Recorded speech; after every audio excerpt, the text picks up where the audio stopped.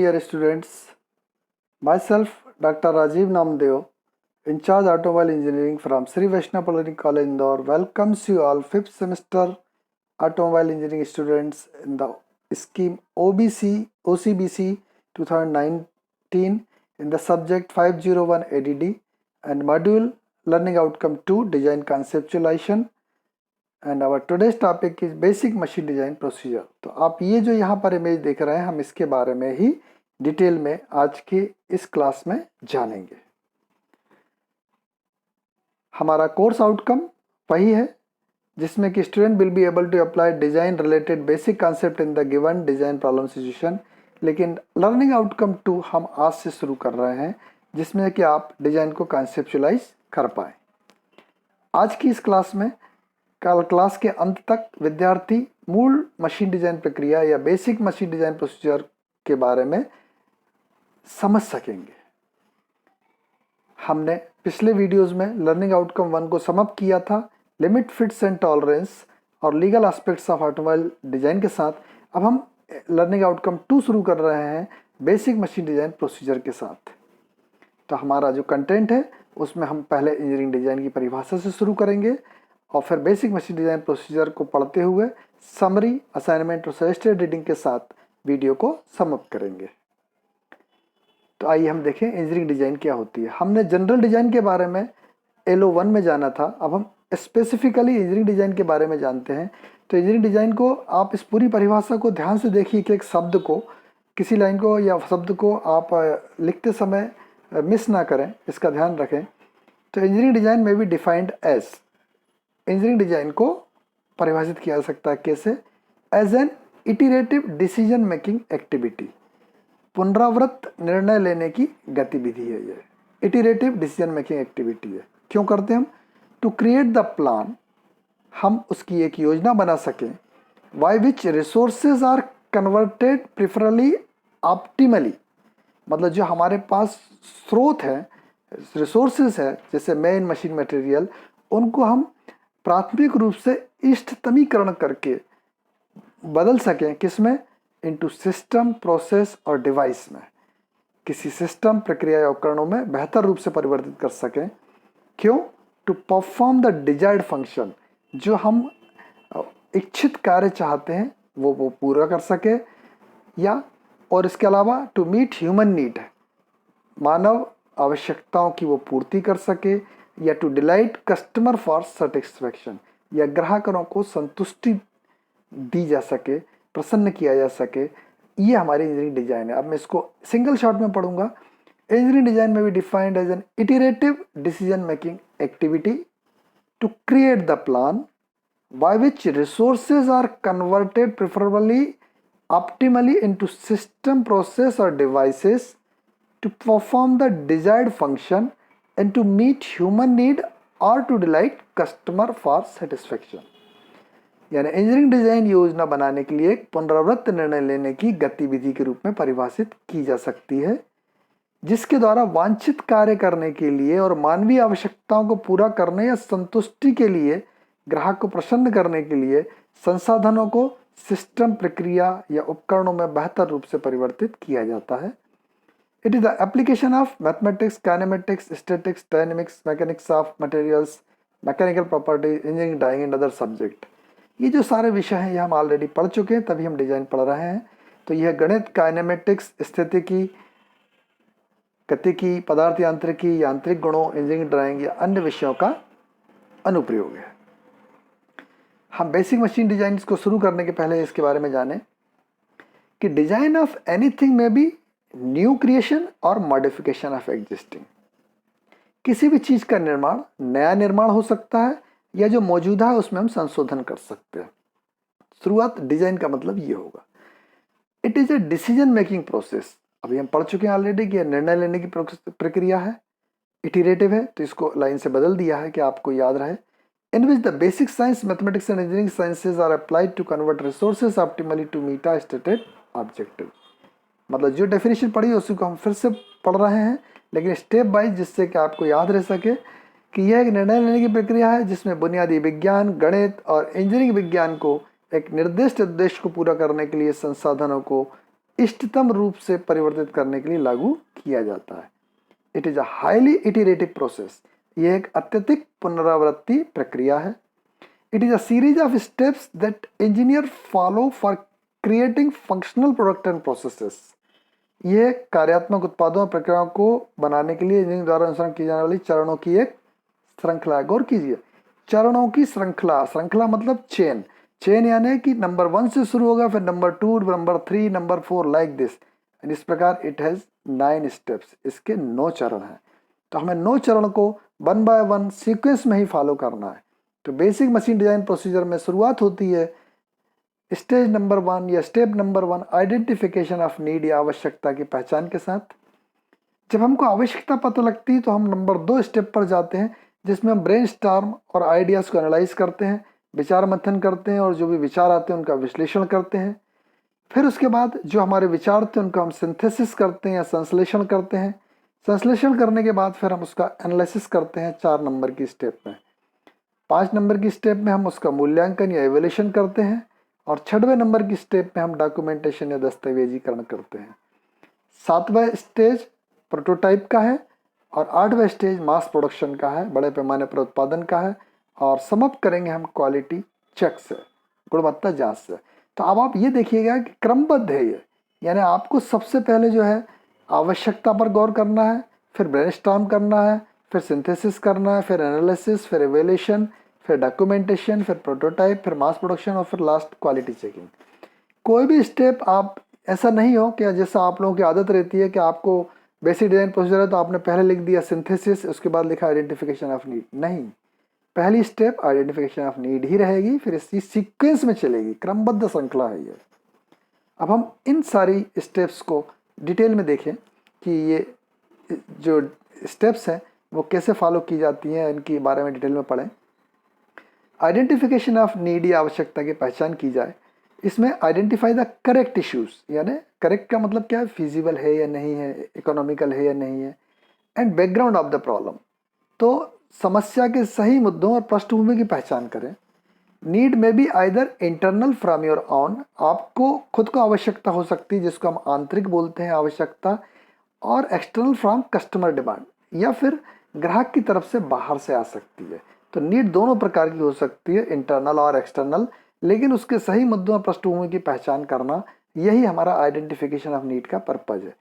Suppose हम एक example लेते हैं कि हमसे कहा किसी ने कि हमको सीलिंग फैन छत पर टांगना है, तो उसके लिए वायर का डायमीटर कितना होगा या किस तरीके से हम टांगेंगे, तो उसको तरीका बताना है। मतलब ये जो सीलिंग फैन की प्रॉब्लम आई वो एक्सटर्नल नीड थी, तो एक्सटर्नल नीड थी ये, हमने इसका एक एग्जांपल लिया कि सीलिंग फैन, तो इसको हमें छत पर लटकाना, ये मैंने सपोज एक एग्जांपल ले लिया है। तो अब इसके लिए आप सबसे पहले क्या करेंगे, आइडेंटिफिकेशन ऑफ नीड, नीड आपको पता लग गई, और ये नीड जो है वो करेक्ट इशू है क्योंकि उसको छत पर टांगे बिना पंखा काम नहीं करेगा। और बैकग्राउंड ऑफ प्रॉब्लम ये है कि अभी तक इसको पता नहीं है कि कैसे टांगा जा रहा है, तो अब उसको आपको बताना है और करके बताना है, डिजाइन करना है उसके लिए। तो अब हम इस पर लेते हैं, बहुत सिंपल एग्जांपल लिए मैंने कि ब्रेनस्टॉर्म एंड एनालाइज आइडियाज। जो अब आइडिया आएंगे ब्रेनस्टॉर्म के, वो बहुत सारे आइडिया आ सकते हैं कि इसको हम छत पर लटकाने के लिए एक तार से बांध दें, एक कपड़े से बांध दें, मतलब एक डोरी ली उससे बांध दें, या तार से बांध दें, या फिर कोई ठोस चीज़ से उससे लटका दें, हुक से लटका दें। तो इन सब के बारे में begin to sketch and study. चूँकि हम पंखे को लटकाने के बारे में जानते हैं, लेकिन यदि कोई और प्रॉब्लम होती नहीं जानते, तो सबसे पहले हम उसका स्केच बनाते हैं, क्योंकि हमने देखा है कि कैसे लटकाते हैं, तो उसका स्केच बनाना सिंपल, कैसे नहीं बनाना। लेकिन यदि कोई कॉम्प्लिकेटेड प्रॉब्लम हो तो सबसे पहले आप उसका स्केच बनाएं, फिर आप सोचना शुरू करें और उसके बारे में आंकड़े और जानकारी लें। तो and to understand how all the data information you have collected may impact your design. तो डिजाइन में विचार मंथन और विचारों के विश्लेषण के दौरान आपको सबसे पहले स्केच बनाना है और आप समझना शुरू कर सकें कि आपने जो डेटा और जानकारी ली है वो डिजाइन को किस प्रकार से प्रभावित कर रही है। और इतना करने के लिए यदि हम फिर से अपने एग्जाम्पल पर आए पंखे पर, तो हमें सबसे पहले एक टेक्निकल स्टेटमेंट बनाना होगी। वो नीड तो हमारे पास एक जनरल आई, मतलब कहना चाहिए कि कस्टमर ने बोला, एक्सटर्नल डिमांड आई, लेकिन वो टेक्निकल नहीं थी। अब टेक्निकल के रूप में हमें ये पता लगाना है कि जो पंखा हमको लटकाना है उसका वजन कितना है। We require weight of ceiling fan. उसमें मोटर जो लगी उसके आरपीएम और पावर क्या है। तो ये ज़रूरत का हमें तकनीकी विवरण तैयार करना होगा। तो हमें सीलिंग फैन का वजन या शक्ति और मोटर की शक्ति और चक्र आरपीएम जो है उसकी हमें आवश्यकता होगी। तो हम ये नंबर 2 वाले पॉइंट में यहाँ पर हम टेक्निकल स्टेटमेंट ऑफ नीड बनाएंगे। हमें जो डिजाइन करने आती है हमको technical statement of need already मिला होता है, यानी हमें नीड नहीं करना है, ब्रेनस्टॉर्म नहीं करना है। हमको तीसरी स्टेज करते हैं हम जो डिजाइन में, वो है सिंथेसिस या संश्लेषण। संश्लेषण के दौरान हम पदार्थ सामर्थ्य या गणितीय सूत्रों का उपयोग करते हैं। मतलब यूज स्ट्रेंथ ऑफ मटेरियल फार्मूले और मैथमेटिकल फार्मूले to calculate required diameter of rod to hang ceiling fan. हमको ये पता लग गया ब्रेनस्टॉर्म से कि हमको रॉड चाहिए, अब उसका डायमीटर क्या होना चाहिए ये यदि हमें पता करना हो तो हमें सिंथेसिस करना पड़ेगा, मैथमेटिकल फार्मूले या स्ट्रेंथ ऑफ मटेरियल के फार्मूले लगाना होंगे। चूंकि आप इसके बारे में पढ़ चुके हैं इसलिए मैं इन फार्मूलों पर एक बार फिर से लेता हूँ कि हमको पता है हमारे पास पावर है, शक्ति है और आरपीएम है। तो पंखे पर 2 प्रकार का लोड है, एक तो उसके घूमने के कारण लोड आ रहा है, दूसरा उसके वजन के कारण आ रहा है। तो पहली इक्वेशन घूमने के कारण है, घुमाव या रोटेशन के कारण है। Power equal to 2 pi NT upon 60। N RPM आपको पता है, पावर पता है तो आप टॉर्क निकाल सकते हैं।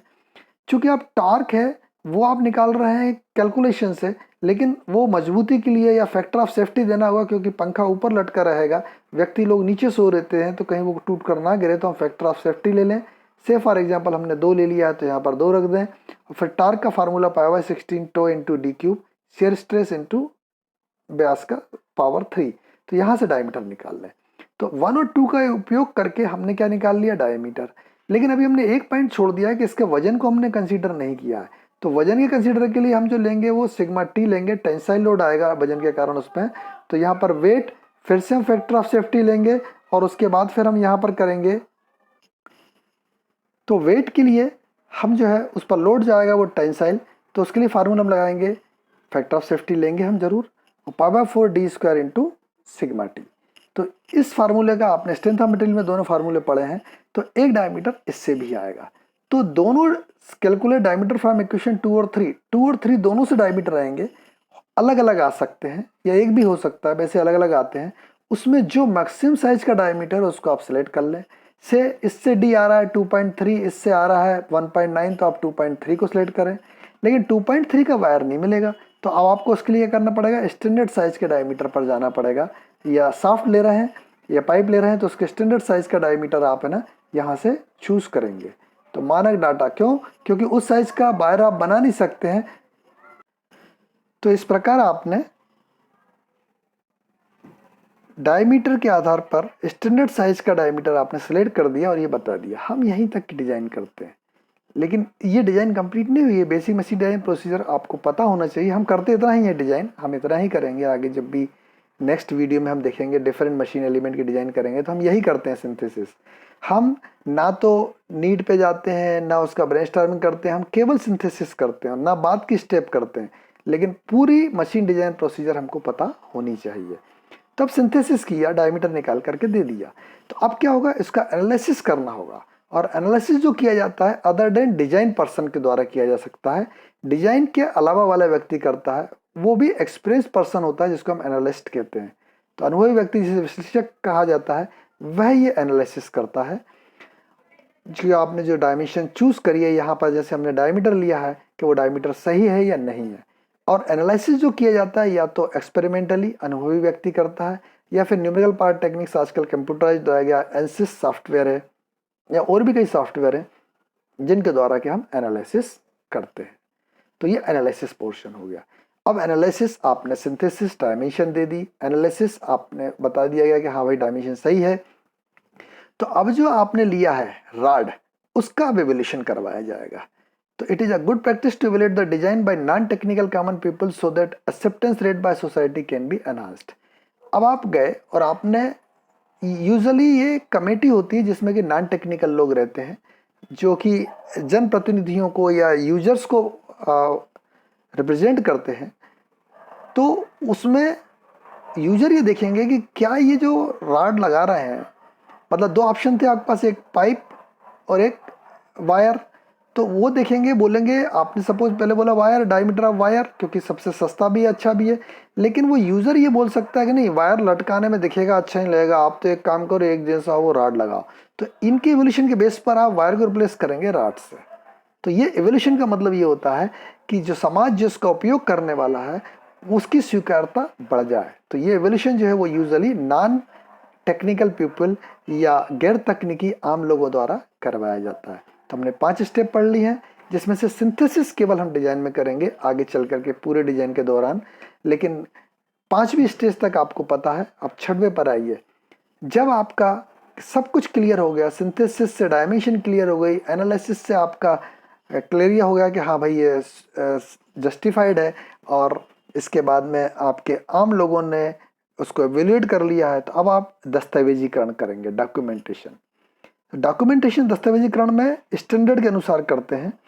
Once solution is selected, prepare drafting and detailing document as per standards.